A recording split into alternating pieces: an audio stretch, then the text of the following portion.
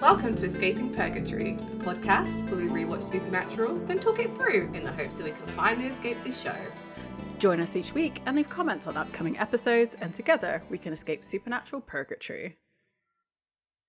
Hello. Hello. Hello. Hi. We are plowing through these. We are. We are. I mean, not to you guys. You guys are still listening to it every other 2 weeks or every other week. But we're getting through. We are. I think plowing is a good word for the episode. That's how it feels. I don't know. To be honest, I made no notes in this because it's just all story and like nothing. I mean, it's all big parts of the story and for like how they can finally take on this big bad for. Oh, we should probably talk about which episode we're talking about. But anyway, I'll get there in a second. Yeah. There's just a lot that happens in this episode, and like it's not a bad episode. It's actually quite enjoyable. It was a really nice watch. Like, because it was so plot heavy and like not even it's plot heavy but story heavy. I didn't have to like pause it that much to make notes because it's just like, oh, okay, well this kind of just happens. This kind of happens. Like there's no like in-depth like character analysis needed for this episode. You're so right. You don't have to think about it on a deeper level. You just let it happen. Just let it happen to you. Yeah. Pretty much. Yeah. There was a couple of things that kind of stood out to me, but like I was saying, this episode is season 7, episode 6 / fiction, and it's written by Robbie Thompson and directed by John Showalter. I can never say his name. Yeah.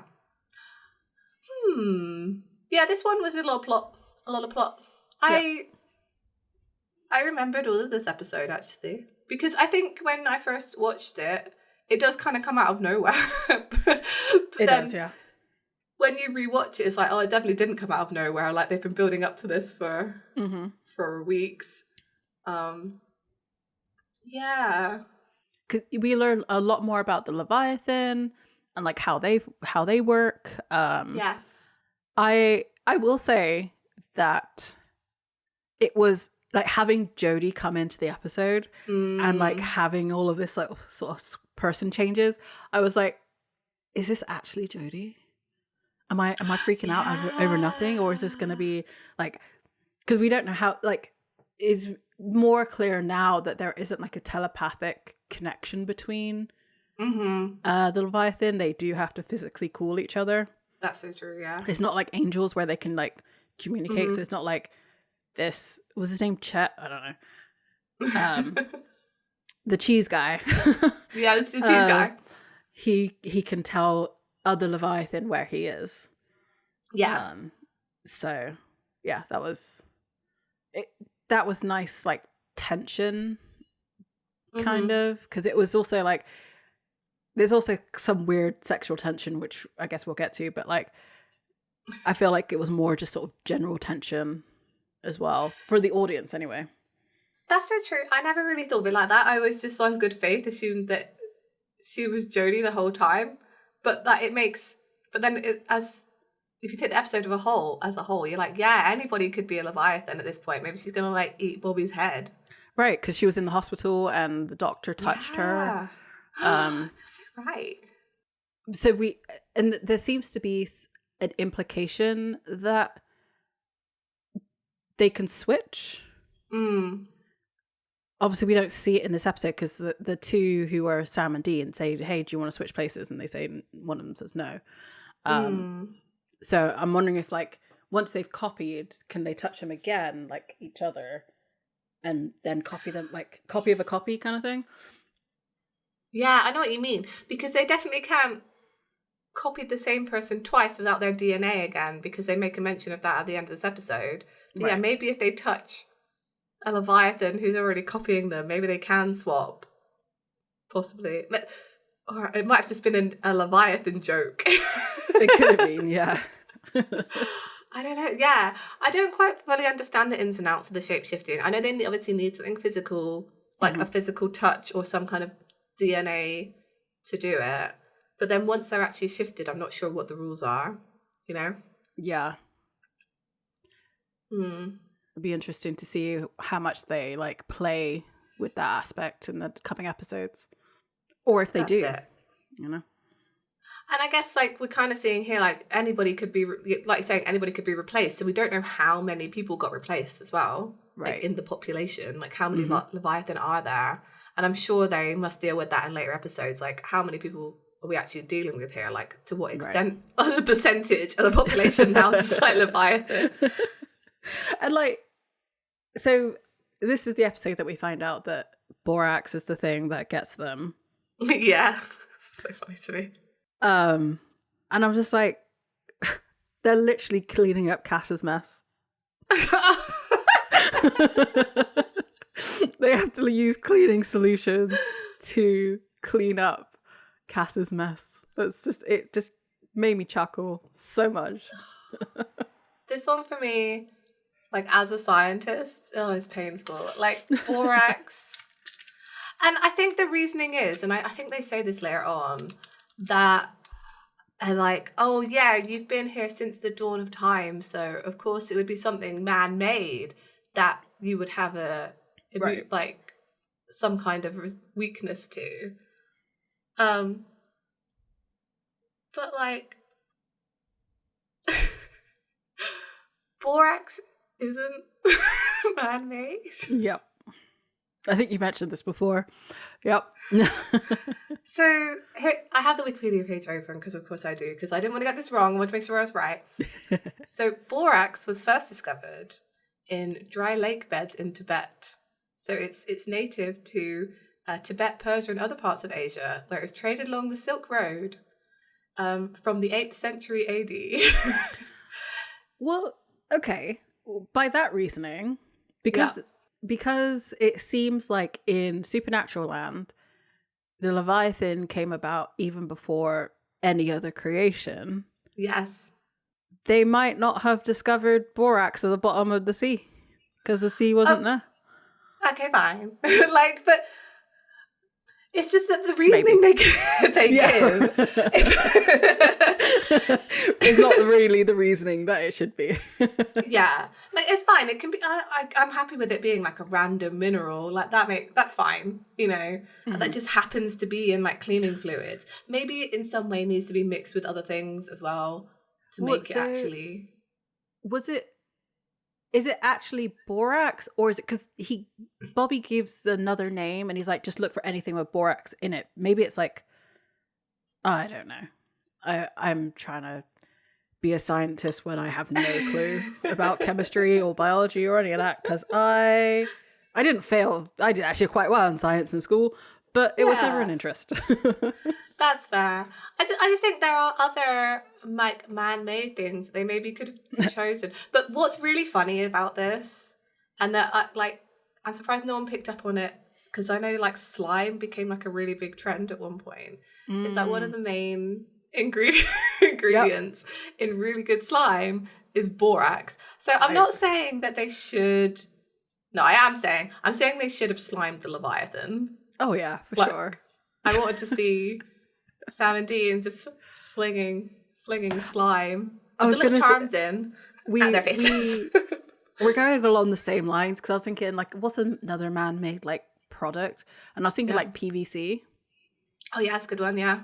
And you can have it in all kinds of different forms. So just like gooping them with PVC would have been really funny. That would be good. Yeah, like black any kind of glue. Yeah, like it's just, I don't know. I feel like it was just a choice, and I really wonder like how the writers got to borax. I was like, that is a really good question. I think that's a convention question for somebody. Because like, how do you get to borax? I mean, I guess it has to be something that like is readily available that they can get to fight these monsters. But it could easily have just been like petrol, or I guess another part of it, like clearly diluted borax is not like dangerous to people. Obviously, if any chemical gets in your orifices, it's not good.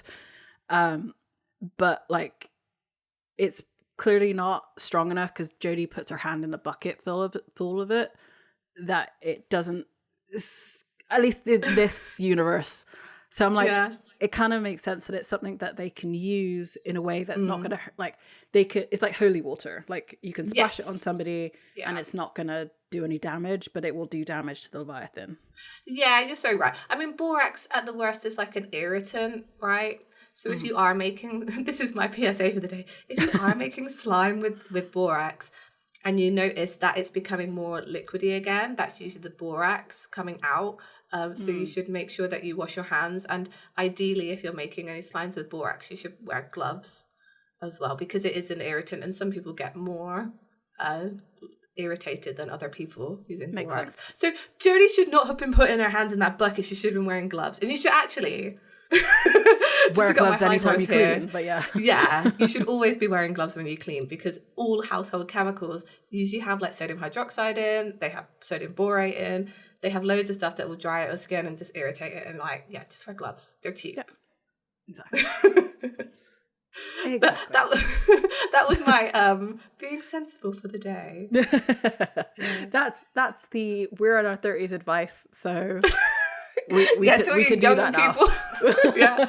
I think everybody who like listens to us are about the same age as us, so it doesn't really matter. But your hands show your age, guys. You can do what you want to your face, your hands will still age, and then everyone will know. Exactly. So keep them moisturized, keep them away from irritants. Yeah. But yeah, I feel with that we should probably get into the episode. We probably should. And we can give our thoughts as we go. So we have the recap. I don't know why I'm saying intro. It's like I haven't done this before. So we have the recap, and it starts off with Jody calling Bobby from episode 702, and she's saying that her surgeon's a monster face. And then Bobby talking about how they're a lot like shifters, but a lot more into eating folks and are a lot harder to kill.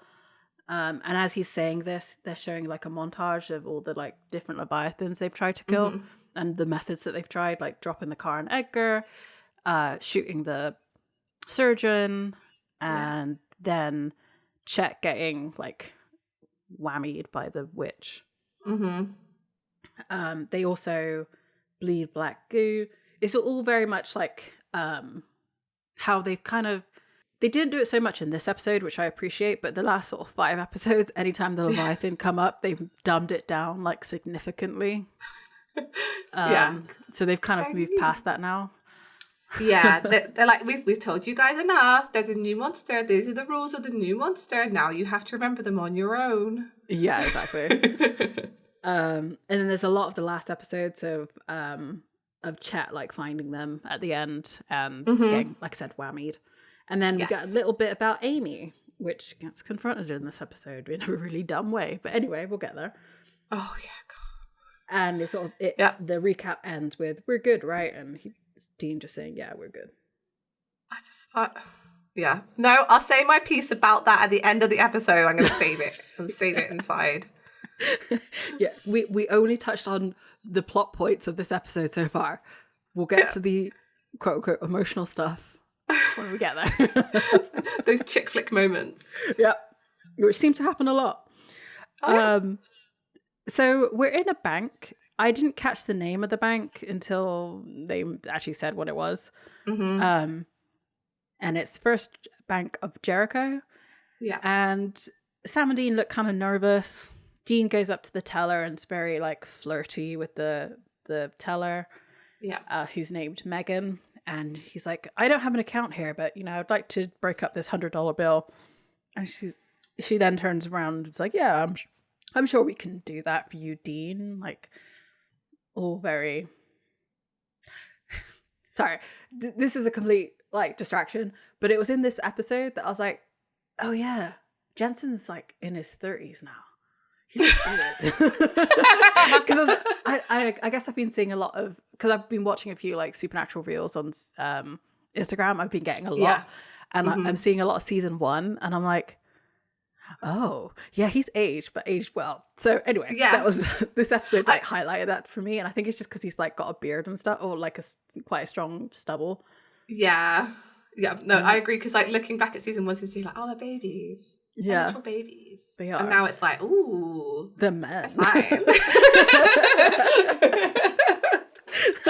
So I'm totally on Megan's side. If Dean comes up to me and being like, that's a nice dress, I'll be like, it would look better on your floor. I'll open my kashif. That was horrible. I'm so sorry. I hated myself as I said it. Don't worry, I hated my joke too. Is like that, you know, we took the thing. Anyway, so back to the episode. So as Dean is talking to the teller, he like makes a hand signal at Sam, and he goes over to the door and locks it, which I think is really funny, because it's not really like, why are you looking to Dean? Because you have to look out the door to make sure nobody's coming in to try and open the door. Anyway, the Leviathan, they're stupid. Yeah, that's the excuse. Mm-hmm. Well, plot twist, they're the Leviathan. Oh yeah, that's true. I don't think that's a spoiler at this point. No. If you've watched the episode, then you know. And then she then says, well, how do you want it, Dean? Obviously, like, implying a sexual nature. Oh, yes. He's like, well, I'm going to have to take a rain check and all your money. He then points like a rifle at them. That should be the indication that this isn't Sam and Dean, because we've never seen them with rifles like this, like semi-automatic rifles. It's usually shotguns or like assault weapons. Mm-hmm. It's never like the smaller assault weapon. Yeah. I don't know what that says about them, but I feel like that says something about them. We like big guns. Yeah. Because we're big men. I think it's just like scarier, I think, maybe. Yeah. I don't know. So they like huddle everybody into the vault in the back of the bank, and you see like the security camera, and Dean looks up, winks at the camera, and then they start shooting everybody. It's actually quite awful. Yeah. Like the implied like scene. Yeah, I found it quite uncomfortable, to be honest. Yeah, I did. So, I guess if you haven't watched this episode, there are some bits in this that are really uncomfortable, I feel, with that kind of stuff. Yeah. And I guess it shows, like, the fact that it makes us uncomfortable shows that, like, this isn't what Sam and Dean would do. Yeah, that's true. Obviously, they would never do this because they're heroes of the story, and, like, they don't just go around shooting up buildings. Yeah. But I guess the issue with it is something like this has probably happened before, and this happens a lot, unfortunately, in America. So I think that's what makes it really uncomfortable. I think that's it. I think also what I think is interesting is there has probably been a bit of a culture shift, because I don't know if they would get away with this episode these days. That's true. You know, I don't know if that they necessarily would have done it in a different way, like in 2025, just because it is quite like a sensitive topic, where maybe it wasn't as... No, it was still a sensitive topic in 2011, but maybe we handle things a bit more carefully these days, I feel. I think so too, yeah. Yeah, so that's actually a really interesting point. Would they do this episode in this way, like, because I feel like they would do something similar, but I don't know if they would like show it. So they might imply it rather than show it. Yeah, I think I agree with you. Yeah, I think that's the case. But I just thought it was an interesting thought to have. Like, how would they make this episode in like nowadays? Because I don't know if they would make it in the same way, to be honest. Yeah, on the CW. Especially on the CW. On a caveat on that, because they'll, you know, somewhere like Prime or Max, they might be able to get away with this kind of stuff. You're right, actually, because there are still, I mean, they go hard on the graphic stuff on some of these streaming services now, in the way that network television never used to. So maybe I'm completely wrong, and they would do it probably even more graphically in this. I don't. Not on the CW. Not on the CW. Yeah. I think, and I guess it'll be. So I guess the thing is, there's a huge tonal shift. I think that's the difference. So like something I'm thinking of, like The Boys. Yeah. It wouldn't be unusual to see that in The Boys, but The Boys is already super violent and like has shown so much like blood and gore and everything like that. So it's not as shocking in the context. Yeah. But this is supposed to be shocking because you're seeing your like favorite characters murder like 20 odd people in a really cruel way. Yeah. It was just like, I was like, whoa. Yeah, you know, like this is uncomfortable. And that's like good storytelling, I guess, as well. Yeah. Good on you, Mr. What's his name? Robbie Thompson. I was gonna say Mr. Thompson. Mr. Thompson. And then it goes to the title screen, we get the splat. So there's no like interconnection between. I'm glad they didn't do this of like the blood splatter and the splat of the. Oh yeah, that's so true. That would have been too far. I feel supernatural. Yeah, just a little bit. So I thought, is this a different cabin? I thought they left the other cabin because they were like. So they know what town they're in, but I guess they don't know where they were actually situated. So, but I agree. I was like. I mean, this is also Rufus, so it could be very likely that he also has a whole bunch of different places, but I think it is Rufus's cabin that we were introduced to at the beginning, like third episode of this season. Just because of the hooks on by the door, I think that's... And also the fact it was a mess. So yeah, they're back at Rufus's cabin. I guess they never left. And Bobby has Chet chained up downstairs, so obviously last episode he got like whammied. By Spike / the witch guy. What was his name? Donald, right? Donald or something. Donald? Something. I don't know. But something beginning with a D. So they've managed to like keep him in a weakened state. So Bobby's trying out all this different stuff on him to see what the weakness is for the Leviathan. So he's trying a little fruit of the poison tree. And I was like, wait, what? Like, what does that even mean? I think he does explain what it is later on. And it just has, like, no effect. Like, Chet is just almost, like, laughing at him. He says, it has a similar finish to holy water, not as bitter as rock salt. And then Sam and Dean arrive. And Chet says, how are my two favourite meatsicles? I don't know. I love Chet. I like Chet. I feel sad about Chet. Yeah. He has I do like the Leviathan. They have like this really bizarre sense of humor. Yeah. I do feel like I overlooked that on the first watch through this of like how funny they are, and because they're really just like, oh yeah, you're just walking food to us, like we don't care. Like, right. So Bobby's he's saying he's tried everything he knows. He's down to the B-sides and the deep cuts. And Dean's just like, we got to hurry up because, you know, that the whammy that witch dude put on him is only going to last a few days. We're going to end up having to drop a car on him just to stop him because they think that they did kill Edgar. Right, yeah. But then Chet's like, actually, like, Edgar's fine. Like, he's a little pissed at you, but like, he's like, oh, you didn't know. It's so good. It's so good. Sam says, you know, you've been using all this stuff, and he's still not talking about anything. And Bobby's like, it's not really, like, torture isn't really working on this guy. Like, he's just sort of soaking it up. So Dean asks again, like, how, I'm assuming again because, like, they've probably questioned him a bunch of times over this. But, like, how did you find us? And he just says, it was easy.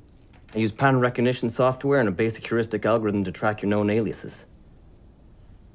Great. Just what we need, a Mensa monster. essentially. Well, so they're not smart. Like, he picked up that knowledge probably from that guy. Yeah. But then they can have knowledge of anything then, can't they? Anyone they can copy. Right. Mm-hmm. Like, down to, like, the deepest, darkest secrets of the human race. Mm-hmm. So Sam, you know, because Sam's a smarty pants, he understood all of what he just said because he says, like, all right, where'd you get our aliases? And Chet's like, well, your trench-coated friend, when we were all nestled in Camp Cass, we got the full download. That's just how we do. So they know everything about Sam and Dean that Cass ever knew about Sam and Dean, and Bobby, of course, as well. Yeah. So yeah. You know what's really interesting is that they've got an angel knowledge, but they decide not to use it. They just decide to like eat people, which makes me wonder if like they just can't comprehend angel knowledge. Yeah, possibly. Like that kind of cosmic knowledge that they have. Right. I don't know though. I think maybe the Leviathan look down on angels as much as they look down on demons, which we see later in this episode, because they came first, right? So I think they feel that every other sort of being is lesser than them. So like, why would they even care? You know? And they probably also know that angels can't come to Earth without a vessel. So if they eat everybody, there's no vessels.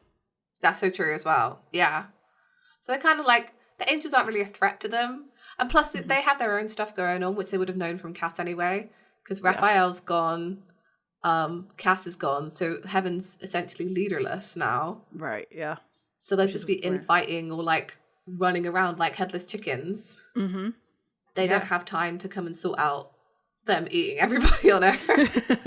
And also, angels, there's only like, obviously we know there's fractions of angels, but if Cass has like decimated the faction that wanted to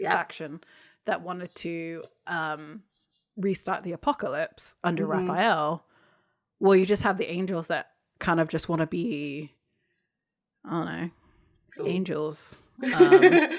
Chill. Yeah, chill. And I think it's interesting that they decide not to use any of like the spell casting or that's so true. Yeah. Anything like that they would have gotten from Cass. Yeah, you're so right. Because he knows a lot. Yeah, I think some of it might come up later. I feel like they use some kind of supernatural stuff, but yeah, not necessarily specifically from Cass.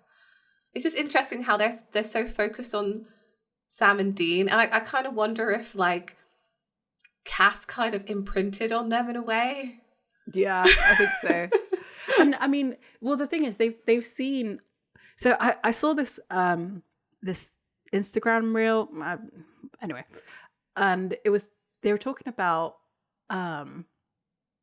who would be the best at fighting monsters, and they were like, you know, any sort of Marvel threat, like who would actually do the best against them. And this guy was like, well, it's clearly Sam and Dean, because they do the research and find out how to kill it, then they go kill it. Yeah. So that's what they've been doing with every big bad since they started. Which Cass knows. Well, Cass knows from season 4 up, but like they know that they will keep going at them. They will be relentless. So I think it's more just like they will die if Sam and Dean are not stopped. Yeah, it's just kind of interesting how they go about it. Like it is almost like the Leviathan always have a bit of like an obsession with Sam and Dean, because they could just find their location and then just like send 4 or 5 Leviathan after them and they would die. Because they did, at that point they don't know how to kill them, and by the time they actually decide to do that, it's too late. You're right, like they are a big threat. But yeah, I just wonder if Cass's obsession with Sam and Dean somehow like Mother Duck imprinted on the Bailey Leviathans in their head, and now they're like waddling around after Sam and Dean because they can't stop thinking about them. Yeah, I mean, if they can understand the thoughts and feelings of the person that they've taken over, for a while, you know, Cass was looking up to Dean as this glorious being that he is. Yeah. So like it could very well be that like, yeah, I really love that they got imprinted. Yep, that's what happened. I think so. Like, yeah, which is why Dick is Dick, because he knew that would make Dean laugh. Right, it all comes back to the fact that Cass has a giant freaking obsession with Dean Winchester, and that's why the Leviathans act like this. That's why they're all like cocky and yeah, right. This is making sense. Okay. It's too funny. Too funny. Anyway, so Bobby says to Chet, like, well, why are you suddenly telling us everything we want to know? And he's like, well, because I'm not scared of you. You can't stop me. Like, you know, you're aware that I'm the least of your concerns, right? Like, haven't you watched the news today? So they all go up to watch the news. And they see, obviously, Sam and Dean on the TV doing terrible things on the television, and they are now the subjects of a manhunt through California. And it's like, they were presumed dead until today. Yep. Go Hendrickson. Yep. So Bobby turns off the television. He's like, you've been busy. He's like, Sons of bitches Xeroxed us. which I really enjoyed that. Sam's like, I don't understand how, because they haven't really had any physical contact with any of the Leviathans. Right. And Bobby's like, you know, maybe they touched you at the hospital. And then we hear Chet shout, it was the hair. It's like, not too hard to lift some DNA out of a motel shower drain, guys. That is disgusting. Yep. That it brought back Saltburn, if you know. You know. No. Oh, wow. I love how I say don't know, because Dean's like, you can copy people like that, and Bobby's just like, I don't know. Why are you asking me? They realise the Leviathan's plan is to, you know, if they can't find them and kill them, they'll take them off the board in a different way. Yeah. In meaning that as soon as they step out of the house, they're going to get arrested. Mm-hmm. So I don't get. I mean, there's a little bit of an explanation here, but like, I don't get why they wouldn't just sort of start to change their appearance then. Like, why, you know, grow beards, wear wigs or so. I mean, obviously they're never going to do that, because I know I said wear wigs and it's just like, but because I don't want them to really cut anyone's hair, but like, because then it's sort of permanent. But just like temporarily change your appearance and like. You're so right. Why did they drive it right? I know later on they get called out for the fact they're still using the car, and I was rightly going to make that point too. But like, they go around looking exactly the same, wearing the same types of clothes. Yep. Like, doing the same types of things. Like, Sam could at least put his hair into a ponytail, like, minimal effort. Right, exactly. Put a pair of glasses on. Yeah, wear a hat. Pant it up. Yeah. Like, anything. Anything, but they don't do it. It's pride. It comes down to pride. Yeah. That's what it is, basically, like, because they say it. But it's so silly. It's so silly. I would have liked to have seen them do a disguise. I don't think they've ever done a disguise. I was just thinking about this. They've never done a disguise. Not fully, like, on their faces. Obviously they've got different costumes, but like, and like outfits. But like, no, they've never like changed their appearance. Can we just remind it as well, the absolute gall of these two men to go and pretend to be FBI agents constantly, knowing that they're wanted, presumed dead all the time. That's so true. I mean, they are going to mostly like remote places and small towns and small like places. So like, yeah, but I mean, they're gonna go past an FBI agent at some point. I've got a pretty good eye for faces. I don't remember people's names, but I got a pretty good eye for faces. And I feel like if I was a small town cop who got like bulletin alerts out on people every now and then, and they turned up, I would at least be like, hang on, I know you from somewhere. And they never get that. Sam literally could have changed his part and that would have done something. Doesn't he put his hair up to go running? Like, we know he can do it. Does he? I can't remember. I feel like he did put up his hair to go running, or at least had like a sweatband on or something. I feel like there was something. Or like, you know, a beanie. Like, oh, you did say a hat. Never mind. But yes. Something. A fake mustache. Anything. You're right. You're so right. And like, it's ridiculous that they didn't do this. Bobby will have a spare hat somewhere.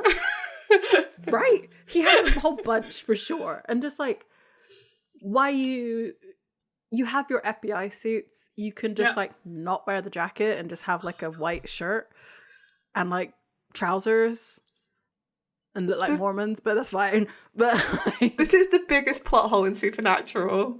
This is the biggest one. And a missed opportunity. Can you imagine how much fun that would be? Like, how many like incognito Deans and Sams there would be at conventions? I know. And like, do you know how many classic movies have someone like dyeing their hair black or whatever? Like, they so could have done some kind of like parody reference to a bunch of different movies. Like, I just can't believe they didn't do this. This is ridiculous. Yep. Yeah. Because, all right, I guess the writers must have known that this was stupid, because they say, Bobby's like, I'll start at the beginning. Dean says, okay, we're going to find them and kill them. And Bobby's like, right, how though? Because law enforcement's looking for you. And Dean just says, exactly, so what's the point in trying to hide? You're like, there's lots of points in trying to hide. Yep.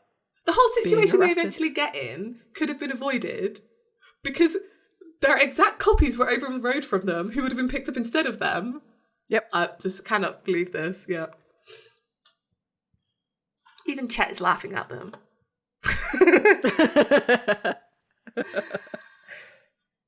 Right. So they're still discussing this away from Chet. And Bobby's like, well, what are you going to do? You have no idea what to go up against them with. And Dean's like, They're wearing our faces, Bobby. This is personal. I'm with Dean here. It's like, why? Why are you with Dean, Sam? You're the smart one. The smart one, yeah. Even Bobby's like, well, if you're going to be stupid, you might as well be smart about it. Go and see a fella named Frank Devereaux. And Sam's like, who's he? But he's a jackass and a lunatic who owes Bobby one. From way back in Port Huron. We don't know anything about that. We don't ever find out anything about it, so it's fine. It's a war story. Like, you never know the actual story of the war stories. Exactly. So Bobby's going to stay and work on Chet. They're going to go, and we see them like drive off into the night. They get to a gas station. And we never see them, by the way. But I feel like this is the first and only time we ever see them put gas into the Impala. We see them pull up to gas stations a couple of times, because it's in the first episode. Oh yeah, you're so right. Because Sam's looking through the cassette tapes. He's like, "Is there anything that's not classic rock?" You're so right. I'm just, and there's all the gas and sips. Like, I am so wrong here. There's definitely a lot. Yeah, there's definitely a lot. It's a whole part of the journey. So Sam goes in to pay and to get Dean some ding dongs. They're not ding. They are ding dongs, but they're not ding dongs. They're called bing bongs in this universe. Because copyright, yeah. Yeah. So Sam asks the guy if he has any protein bars, because he's a runner now, and the guy behind the till like clocks him. We see there's like a TV or whatever like underneath his desk that is playing the security footage of Sam and Dean. In a different location now, though. Yeah, that's true. So they've done it again somewhere else. He says that the protein bar's in the back, so he goes to get it, and Sam realizes what's happening and leaves. He's just like, "Come on, we gotta go. We've been made." Yeah, I thought it was really funny they came back this way that they turned in. Yeah, but I figured they were going towards a highway, so they probably came off the highway and went back. That makes sense. That was yeah. So we then see two FBI agents in the daytime at a crime scene. They are just acting like Sam and Dean. They do the whole badge thing to the sheriff. It's very cute. They're very young, these FBI agents. The dark-haired guy isn't. He's older. There's one who's very young. The other one didn't seem that old. Maybe I'm just getting old now. What I thought was so funny about this is like, it makes sense as to why Sam and Dean are so good at being FBI agents, because they are so bad at it. Yeah. These two guys are like, they also have rock star names too. They do, yeah. Morris and Valenti. Yeah. Amazing. So I'm just like, yeah, no wonder why they can get away with it, because apparently all the FBI agents in this universe are a bit Bad. Yep, it's a crap. I think we're supposed to maybe think they're. I don't know if we're supposed to think they're hunters to start with, or like what they're doing. It was because you're right. They're so bad at like pretending to be FBI agents, but they actually are. Yeah, or at least have the knowledge of them. But they should be fine. So they're obviously there to try and hunt down the Winchesters. The sheriff's like, "What? This? Some kind of psycho road trip?" And it's another bank they're at, so they're kind of like hit another one. Mm-hmm. They're explaining again that like a couple of days ago they were presumed dead, but now they're suddenly out and about. And then as the sheriff walks off, the like FBI agents like turn to each other. And like I think it's the younger one who is Valenti. Yeah. He says, "Actual serial killers." And the older FBI agent Morris says like, "Oh, this just means more paperwork, like which you'll all be doing." They get a message to say that they've been spotted at this gas and sip. It's about 1,000 miles from here. It's fast. Must have flown. That or Batmobile. It's just like the level of incompetence is great. Cool. Also, is that, I don't know, like, because the whole, like, I am Batman thing, I don't know if that was a joke or something. It was crude. Yeah, it's fine. I guess it makes it funnier because we all know that Dean will not fly. That's true. Yeah, it doesn't make sense. And, like, it's obviously, like, how they get 1,000 miles away in a day? Like, it's impossible. It's impossible. And also, I guess they don't know the details, but, like, they're also in an Impala. Like, they just have Impalas stashed around the world, around the country. Oh, don't even with it. I know, right? How did they get one? I'm not sure. So this is what I was talking about, the agents just being really bad. To be fair, in this universe, all the black Chevy Impalas haven't been bought up by, like, Warner Brothers Studio or whatever to make freaking Supernatural. That's true. That's true. Yeah. You're right about that. So we get back to Sam and Dean. They're on this road at night time. It's in the middle of nowhere. They knock on this door and no one answers. They're like, "Frank, you in there?" They go in and Frank, I love Frank so much. Frank's just like sat. He like turns on a lamp like he's waiting for them to get home. He's like with a gun pointed at them in an armchair, and he just goes, Well. Spider caught some flies. I love him so much. He's so dramatic. He's just I think something bad happens to Frank because it obviously would, right? Because he's helping Sam and Dean, so clearly he's just everything I want to be in my old age. You know? Like I weird agree. guy in the woods. We come back and Frank says, "Well, I'll be darned. Psycho Butch and Sundance, you're on CNN right now." And Sam's like, no, that's not us. Yeah. He's like, "Well, of course it can't be, unless you have a teleporter. Do you have a teleporter?" I love him so much. He is, I do not remember the name of the three guys because even though I've watched so many episodes now, but their names don't come to mind. The three guys in the X-Files who Mulder always goes to for their like conspiracy, like I know huddles. exactly who you mean. I don't know their names either. Right, he's just a combination of all three of those into one because he has all of the stuff. And like, I don't know if you noticed this but on the screen. There's like a level thing, and every time they talk, the level goes up and down. So he's recording their conversations. I didn't notice that. That's really good. That's really good. Yeah. Not quite yet because they're not there yet, but they will. Sam's like, "No, sir, we don't." Frank's then like, "Well, my condolences on the doppelgangers. Who sent you? NSA, the Phoebe, March of the Dimes? I don't know what March of the Dimes are, but I'm guessing it's some sort of thing." And Dean says, "Bobby Singer sent us," and he gets even more mad and like cocks the weapon. And he's like, "Or not? Who? I don't know who that is." This is my favorite bit of acting in the whole episode of like Dean doing this. Like, "What? No, me? No, I no, don't you?" It's so good. I don't know. The lip sync in a little bit might be better. Yeah, no, you're right. Sam's also like, "He said you could help, he says you owe him." And Frank's like, "Save a guy's life one time and you owe him for the rest of your life." And he's like, "That's usually how it works, yeah." And Frank points a weapon at him again. He's like, maybe not. No, maybe it's not how that works. It then cuts in there in like Frank's office, and this is where you see on the screen the sound levels going. Yeah. And he's feeding their IDs into a shredder, and they're looking at the security footage of their doubles, like at another crime scene. And Frank's like, Bobby's into that magic hooey, but truth is the government have been cloning people for years. Guess it's just your turn in the barrel. And Sam's like, well, actually, Dean's like, just let him cook. Yeah, just let him do it. We've all got that family member, just like that happens. Yeah, exactly. If this was 2025, he would say let him cook instead he's rolling. Oh, yeah. But that's essentially what he's saying.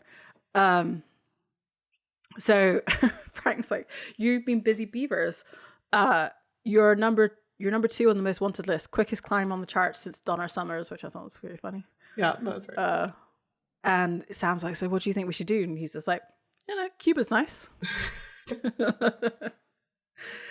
Dean's like, we're not hiding. And Frank looks to Sam, he's like, is he stupid? I think it's just great. We got to stick around and kick a couple asses. So we just need you to get us further off the grid, but keep us on the board.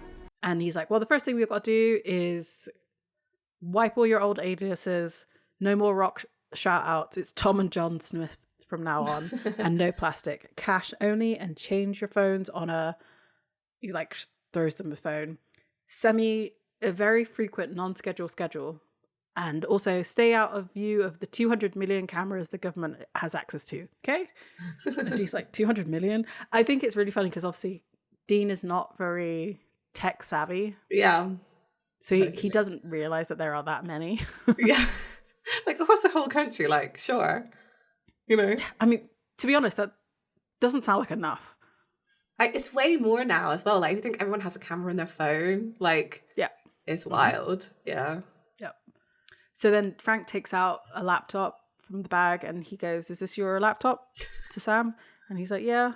And then he just like starts smashing it, like as if that does anything. It does nothing. Like you have to actually get in. He's like, wait, that was mine. And he gives him a new laptop. He's like, thank you, I guess. He's like, no problem. You owe me $5,000 cash. They're like, what? He's like, unless you want to go comparison shopping at the mall, sweet cheeks, say hi to the cops for me, okay? And he's like, let's get some blue steel for your new ID, mister. And he pulls Dean along and like throws him in front of a white sheet. Mr. and Mrs. Smith. Mr. and Mr. Smith, not Mrs. So we then cut back to Rufus's cabin with Bobby and Chet. And Bobby just shoots him with a shotgun. Yeah.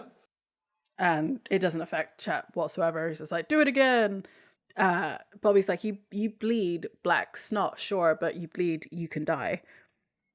I'm pretty sure Dean has said something like that before, like if you can bleed, you can die. Yeah, I feel like I've heard it before. It's like some kind of thing they come back to in Supernatural for some reason.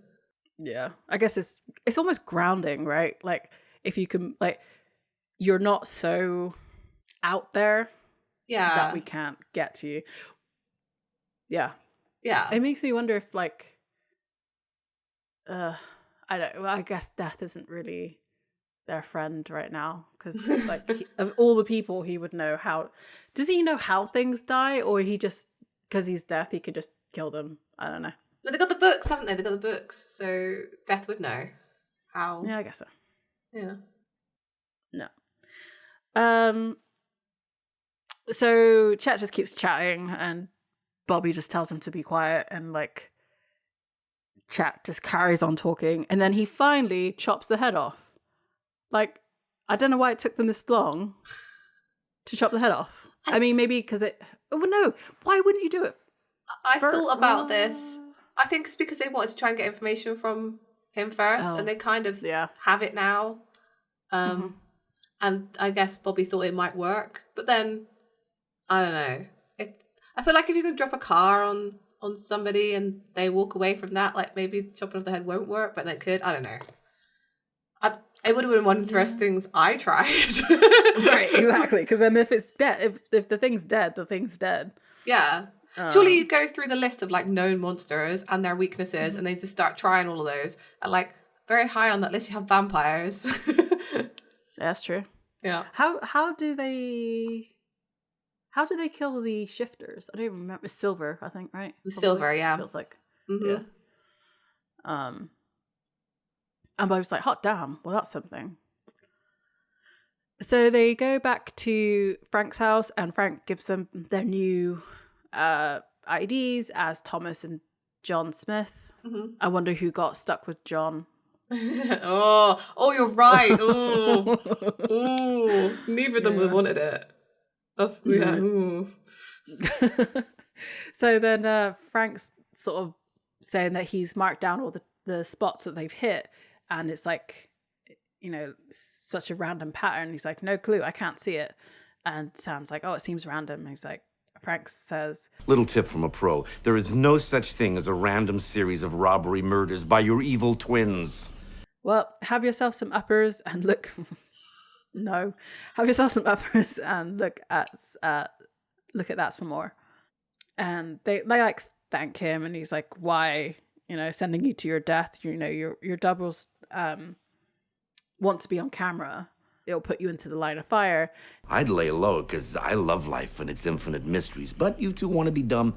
That's fine. At least have the common sense to ditch your car. And he's like, yeah. And it turns out that the Leviathan are also driving the Impala. It's gotta hurt. It's gotta hurt. Yeah. Yeah. Yep. The news is back on. Oh no, it's a newspaper, and it's got Sam and Dean on the front of it, and they're on the most wanted list. And then it also shows where they've hit already. Mm-hmm. So then we're back at Rufus's cabin, and Bobby is getting a bottle out of his, like, some whiskey or whatever it is. Don't remember what it was exactly. And there's a knock at the door, and it's Jody. And it was at this point that I was like, oh no, there's another Leviathan in the house. Yeah, I didn't see it at all. Because it's just the way that, like, how did she really find him? Yes, right. She's a police officer, but, like, I don't know if that's really good enough, because she had a very, like, minimal knowledge of Rufus. Like, did they even get his name? Yeah. I don't know. It's just, I think they could have played into that tension more, actually. I think it would have been really smart. Like, is she or isn't she a Leviathan? That would have been really interesting. Mm-hmm. And I think it's the way that I got that tension is actually all from Bobby. So like Jim Beaver did a really good job, because he's like super suspicious. Yeah, that's true. Because he's like, thank me. Well, yeah. Seeing as they were fresh at it, thanks for saving me from liberating surgeon cards at the store. Oh, that. Just doing my job. And it is very much like a reflection of the conversation he's been having with Dean about how he's doing. Yeah, that's true. Because she asks, how are you doing, Bobby? Like, he says, I'm fine. It's like, your house burnt down. Like, you're not fine. Mm-hmm. And then she goes on to say, like, Bobby, like, let someone be nice to you for 5 minutes. I guess that should be the thing that might have tipped me off, because I don't know if the Leviathan would go that far, just because we've seen how they act. Mm-hmm. And she's like, I can cook-ish, so why don't you let me make something for you and, like, tidy up the place a little bit. Yeah. He then says, okay, thanks, Sheriff. And she's like, Jody. I kind of forgot they had this romantic subplot between Bobby and Jody, and it's so fun. I can't watch it now because I'm like, no, but Jody ends up with Donna. Like, it's so weird. That's so true. Yeah, I just, there's something about Bobby. I think I've spoken about this before, maybe just to you. Mm-hmm. And I'll probably cut this out. But like, there's something about men in their 40s that just creep me out a little bit. That's fair. And like, Bobby is clearly in his 40s at least. At least. If not older. Older.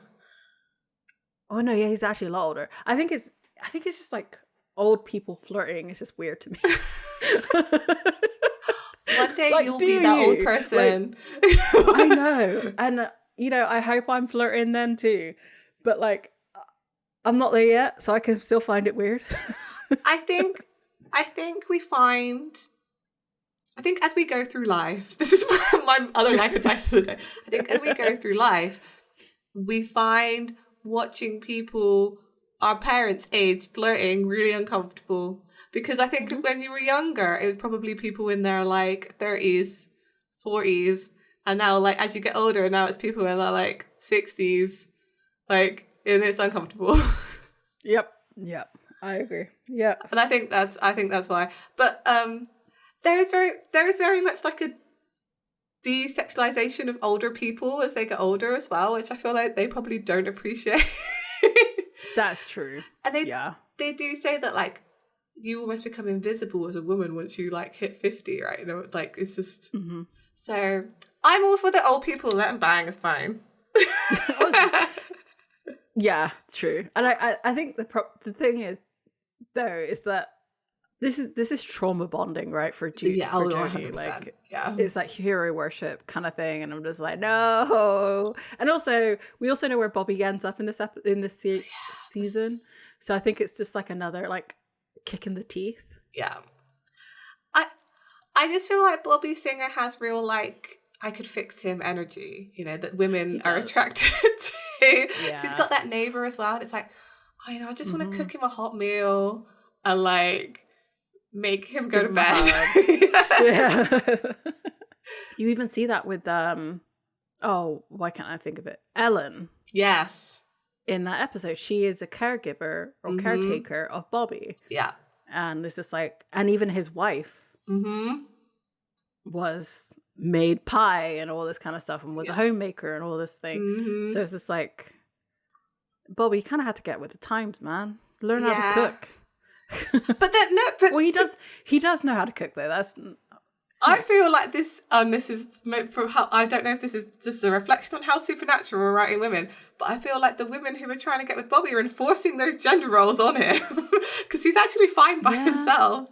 That's the thing. He's not emotionally fine. He's not emotionally fine, but like, not even really physically. He drinks a lot, but you know what I mean. He's existing by himself.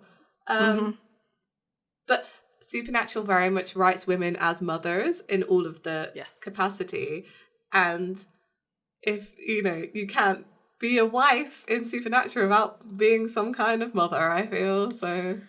Yeah, that's true. Yeah. True. Bobby goes back downstairs to check on Chet, and he's now reattached his head somehow. I guess the goop spit itself back together. Did his head like crawl over there? Like what? How? Yeah, did it, like, I imagine like there. It's like tendrils that it like went out. Nobody can see my hand movements, but like I'm reaching out, and so it's like, it like basically like slime, like it reattaches and then it just like pulled itself back onto its head, back onto its neck. Because the goo is the leviathan, right? So the goo is the sentient. Yeah, I see your vision. Mm-hmm. It's like it's like a symbiote. That's what I think. Like from Venom. Precisely that. Yeah, I can see it. Yeah. Chet asks, you think it was going to be that easy? And he's like, no, but it's a start. And then he picks up the machete and chops his head off again to give him time to think. We then cut to this old hatchback and he's driving down the road and like there's a My Little Pony hanging in the thing. Love that. Does this imply that Frank is a brony? I can see it. Sure, why not? Let's just add to his character. Do it. He's all into government conspiracies, but like My Little Pony. I feel like that Venn diagram is a circle. Yeah. I agree. I absolutely love the sound effects that they made for this stupid little thing, because Dean cuts it off the thing, doesn't even take it off, cuts it off, it squeezes and then he throws it and then you hear this like pathetic like noise when it lands into the back seat. It was fun. Yeah, it was great. And so Sam's like kind of feeling the tension of like, are you okay? Yeah. You know, it's bad enough that they're ganking people wearing our mugs, but now this? Got us driving around in this caboodle while baby's on lockdown.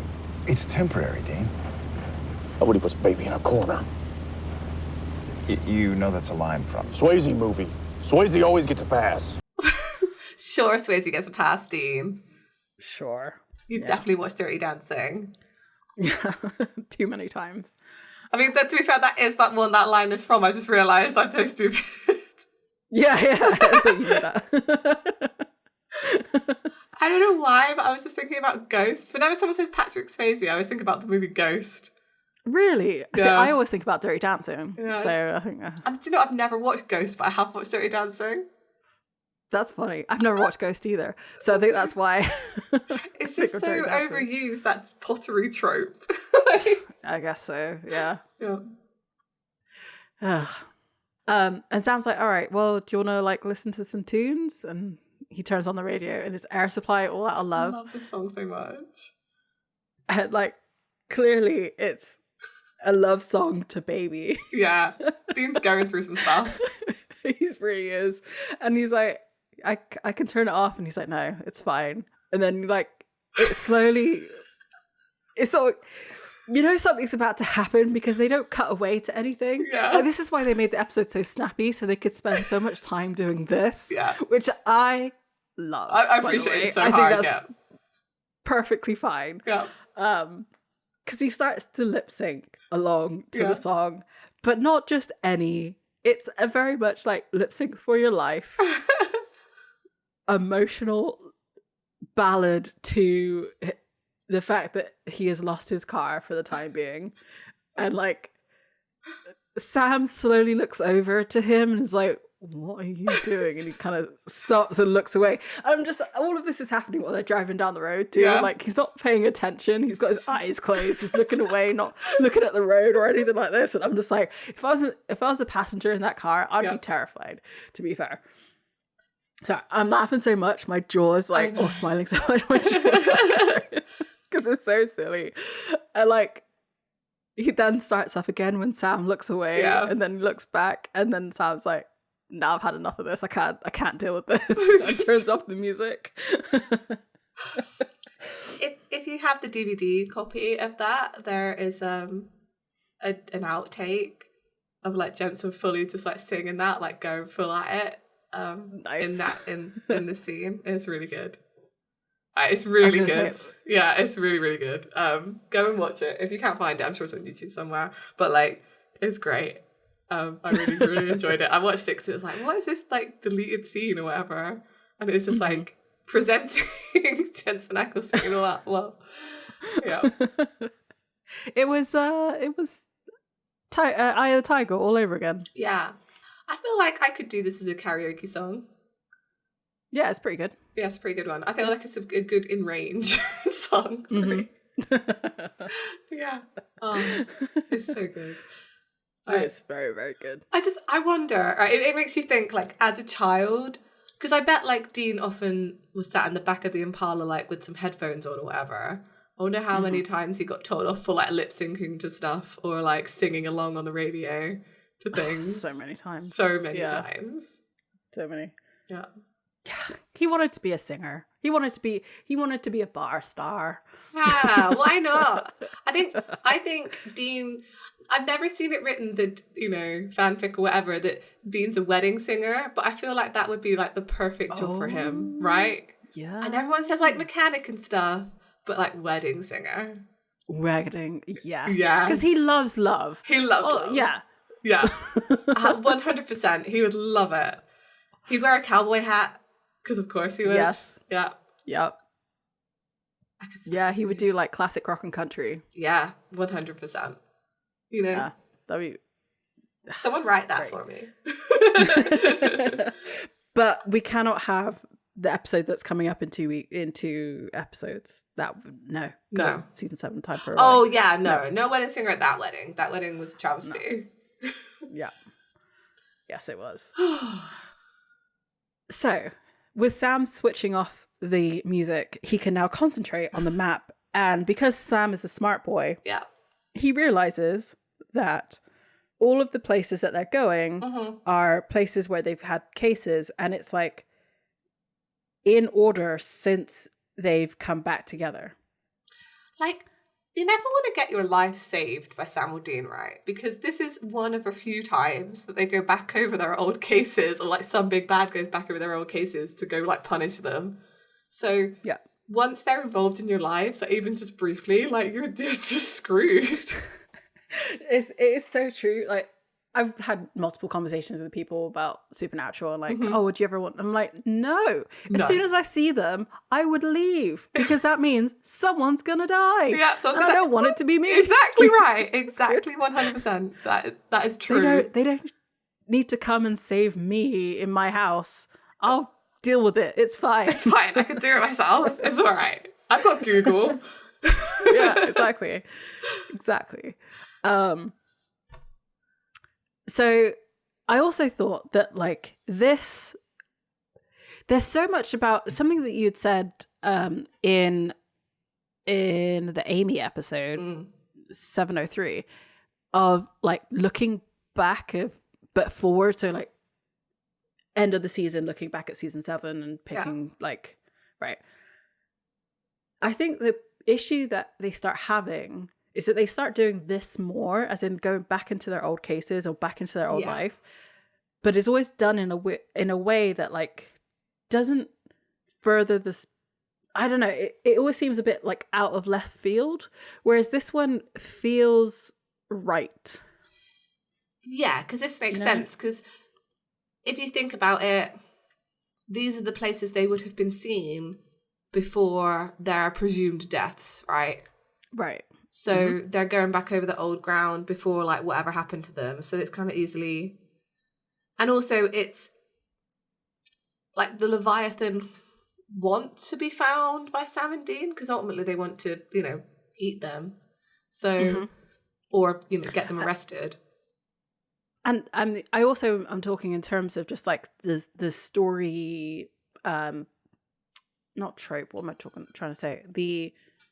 The device, the story device, of looking in the back, like looking back at where you've been, because we're now 7 seasons in. Yeah, they have a massive backlog of like things that they've done. So I think it's kind of nice to have that. This is also where I was like, oh, Dean is way older now because we have these flashbacks in this episode, so you do see him as younger. So I was just like, huh, yeah. I can be weird about him now because he's like age appropriate. True. But like, I think of that, you know, I think of 15, 20 just for a moment, and I'm like, that was so stupid. Obviously, it's always going to be stupid, right? But like, they just do it so well in this episode, and I think in this season that like, I don't know. It felt to me to make more sense to go back in the past. Yeah, because they do it. Obviously, they do it in season 15 because you know they want to take a retrospective on the whole show. But what's weird about it then is that the show by then is a completely different beast, and I didn't like. I remember they bring back the like woman in white or whatever, and she's, and I didn't know who she was. You're supposed to just know her by sight in season 15 because like it looks so different, like oversaturated and shiny now, right? That you don't recognize them. So I don't know. I think I agree. I like it here, and it makes sense because it's not just that they're going to the places that they saved people in. They're going to these places that they saved people in and killing people in them. Right. It's just supposed to like piss them off more. They've got their faces, they've got their car, and now they're undoing any good that they did in any of these small towns. That's true. Yep. So yeah, I liked it. I thought it was a cool idea, and then obviously it manages to like lure them into a certain place because they know they're going to be following them. Yeah, and also because it has been 7 years since that they've gone to these places, they are, well, Sam's appearance is different enough that he could get away with people maybe not recognizing him. Yeah.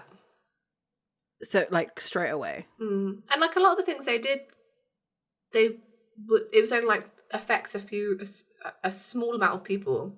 So you can go in and yeah, maybe not see anyone you would recognize. And they are specifically targeting places that they would care about, hence the diner that's coming up as well. Yeah. Yeah. Exactly. Yep. So since I don't know how Sam just remembers that St. Louis is the next place that they went to after Blackwater. No, not Blackwater. Lake Manonoc, whatever. But they realize it's going to go to St. Louis and to this specific diner that they really like, or Dean really likes. Best burgers in St. Louis. You know, I deserve something good in my life right now. And then it cuts to the diner and we see Sam and Dean eating. Yeah. And like, it's the said burger. And I gotta say, that burger looks dry and disgusting. It probably is. It's a set burger. I mean, it is a set burger, but like, it's just like a piece, like there's no filling or anything. Yeah. It's just like anyway, it looked bad. And then, so we see the Leviathan, Dean and Sam, and they are not happy about being Sam and Dean, which I thought was so good. Yeah. Because he's like, you know, he has one of these every day. And in his heart, he thinks they're almost as good as sex. I was like, yeah, he does. He does think that. Yeah. And he's like, this is disgusting. And then Sam pushes around like a plate of salad, which I don't understand. It's like why they're eating the same foods they eat as Sam and Dean. Method acting. Just order whatever. Yeah, I guess so. Yeah. And he's like, dead plants with creamy goo. That is the only way I'm referring to salad. Oh, 100. Is dead plants and with creamy goo, because that's just a brilliant description. I don't really like a salad. I'm with you. Yeah. It's like eating self-righteousness. It's like, yeah. So true. And so they go on to just complain about like everything. He's like, he doesn't do relationships. Talk about hero complex. And he doesn't have relationships, no. He has applications for sainthood. Oh, and he thinks he's funny. He thinks he's a damn comedian. Who has 2 thumbs and full-blown bats in the belfry? I'm serious. It's nothing but Satan vision on the inside. This is where like the Leviathan are funny, because he's like, I had a brother once with this many issues. And the Dean's like, yeah. He's like, you know what I did? What? I ate him. It's like, of course you did. Like, as if it was like, just like the thing to do. Yeah, I love it so much. And this is where they go into like, how are these guys a threat? And Dean says, boss says they gotta go, so they gotta go. And they're like, okay, right, do you want to trade? Chuckles over schizo. Let's not say that, but that's okay. And Dean's like, no, I like this one's hairs better. You stay in the big one. So then they enact their plan, and Dean turns around to one of the teenagers that's sitting in a booth, and he's like, hey, kid, why don't you turn that camera on? Because he has a smartphone. Well, not even a smartphone. It's just like first generation smartphone. Yeah. Yeah. And the kid's like, whatever, like, no. And then he points a gun at the kid. He's like, you're going to turn the camera on. And then they go about killing everybody in the diner. I do I really do enjoy the interaction between Leviathan Sam, Leviathan Dean in this, because obviously they have all of their internal thoughts and feelings and are like, these guys are so dumb. They're this way. Right. They have so many issues. Like, why would anybody like what is going on with you? Like, how are they even? The point they say, like, how are they even a threat? Like, how are they functioning essentially with this many issues? I'm just like, yeah, that's what he's saying. So back to Sam and Dean, the actual Sam and Dean in their little car. They're talking to Bobby over the speakerphone, and Bobby's like, chopping off their heads won't kill them, but it'll slow them down till they fuse back on. And Sam's like, okay, that's something, providing we can get close enough to them. And he's like, I'm looking for something else to shoot them with, and then hangs up. Back at the cabin, Jody's making them sandwiches. Oh no, they don't hang up, sorry. They're still talking on like a speakerphone. because they hear Jody in the background making Bobby some sandwiches, and Dean's like, "You got a chick over there?" Bobby's just like, "What?"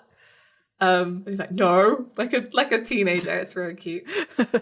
And he's like, "Oh, you even work in Richard Gere," which is such a reference. I haven't heard the name Richard Gere in like years and years and years. Bobby's just like, "Shut up, you idiot." And Dean and Sam sort of like smile at each other like, "Ah, he's having a good time."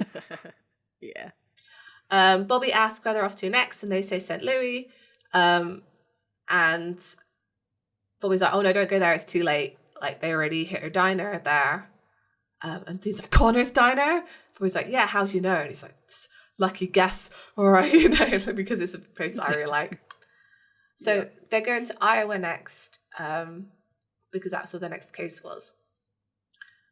Back at Connor's diner, those two FBI agents, Morris and Valenti, are there, and they go in and find a police officer who's watching that recording from the diner that the teenager made. So they ask what happened. He doesn't say anything. He just hands them the phone. And they kind of hear everything happening. Leviathan Dean is like stood on a counter. And they kind of like, both of them sort of like approach the camera. And they just want to say, hey, like, I didn't say you could put that down. I want the whole world to know what Sam and Dean Winchester are capable of. And then they kill the teenager as well, who was filming them. And they say, "You're a wonderful crowd. Grab your socks and hose, Iowa, because we're headed to you next." So they're kind of broadcasting where they're going, presumably so law enforcement will catch up with them. So they go into like preparation mode, and the agents and the officers are like, "Right, we gotta get to Iowa." Yeah. So one thing I thought was really funny about them seeing the phone. Yeah. They, like the older FBI agent, he actually gets out a pair of gloves and then touches the phone. And I was like, oh, this is actually different to like what Sam and Dean would do, because they would just take the phone. Yeah. Like, they're not real agents. So I think it was just really funny that they put gloves. Well, they didn't put gloves on. They just like they had a glove and held it that way.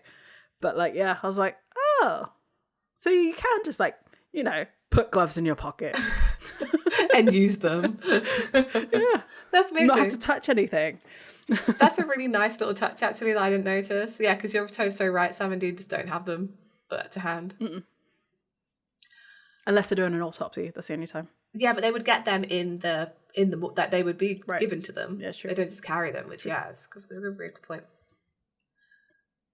Whenever I watch any crime scene shows now, like anything with a crime scene, I always think about Luther. If you've never watched Luther, it's like Idris Elba plays like a really good detective.